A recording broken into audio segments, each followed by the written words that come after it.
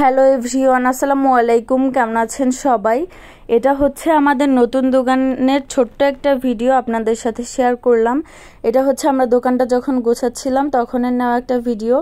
তো আপনারা চাইলে আমি আমার দোকান সম্পর্কে বিস্তারিত একটা ভিডিও দিব, যাতে আপনারা হচ্ছে নিত্য প্রয়োজনীয় পোশাক এখান থেকে খুবই রিজনেবল প্রাইসে কিনতে পারেন। তো বিস্তারিত ভিডিও ইনশাল্লাহ সামনে আসছে। তো এটা হচ্ছে দোকানে যেদিন প্রথম আমরা ওপেন করি ওদিনের ভিডিও। তো প্রত্যেকটা ড্রেসই খুবই সুন্দর ছিল মাশাআল্লাহ। প্রথম দিনেই সেল অনেক বেশি হয়েছে। তো আপনাদের জন্য বিস্তারিত ভিডিও আসছে।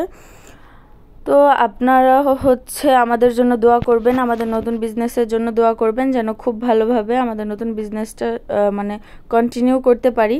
আর আমার পরিহিত এই হিজাবটা আমার মা আমাকে গিফট করেছে, আমার শাশুড়ি মা গিফট করেছে। তবে এই টাইপের হিজাবও কিন্তু আমাদের দোকানে পেয়ে যাবেন। তো দোকান গোছাতে গোছাতে অনেক বেশি ক্লান্ত হয়ে গিয়েছিলাম, আমি কিছুই করিনি, হুদায় বসেছিলাম। সবার কাজ করা দেখতে দেখতে আমি ক্লান্ত হয়ে গেছি। তো এখানে হচ্ছে আমি আইসক্রিম খেয়ে নিচ্ছিলাম। তো আমার কাজ হচ্ছে ফাতিহামণিকে দেখে রাখা, সবাই যে কাজ করছে ওটা দেখা।